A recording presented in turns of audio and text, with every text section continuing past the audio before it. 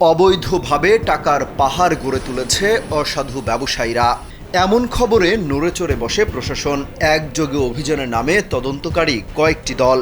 অভিযান চালানো হয় শীর্ষ এক ব্যবসায়ীর বাসায়।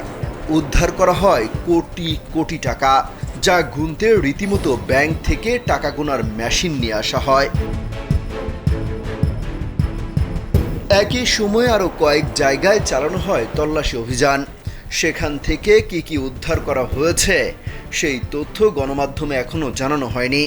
এমনকি ব্যাংক থেকে মেশিন এনে কত টাকা গণনা করে পাওয়া গেছে তার সঠিক তথ্যও জানানো হয়নি তদন্তের স্বার্থে।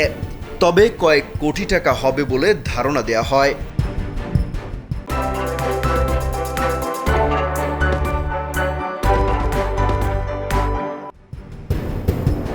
ভারতীয় গণমাধ্যম ইকোনমিক টাইমসের এক প্রতিবেদন বলছে, লটারি প্রতারণার মামলায় শুক্রবারও তল্লাশি অভিযান চালায় এনফোর্সমেন্ট ডিরেক্টরেট বা ইডি।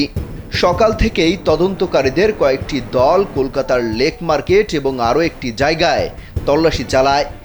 ইডি সূত্র বলছে, লেক মার্কেটের প্রিন্স গোলাম মোহাম্মদ রোডের একটি বহুতল আবাসনে এক ব্যক্তির ফ্ল্যাটে চালানো হয় অভিযান।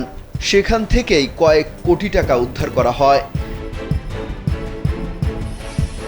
অভিযোগ উঠেছে, লটারির মাধ্যমে কোটি কোটি টাকা প্রতারণা হয়েছে।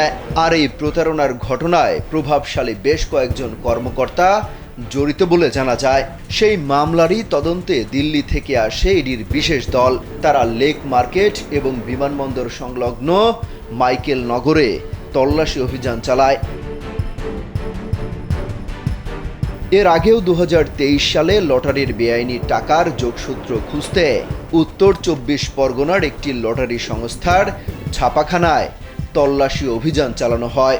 সেই সময়েও আর্থিক প্রতারণার অভিযোগ উঠেছিল। বলা হয়, ইচ্ছে মতো লটারি ছাপিয়ে তা বাজারে বিক্রি করা হতো, কিন্তু সেই লটারি আর ড্র করা হতো না কখনোই।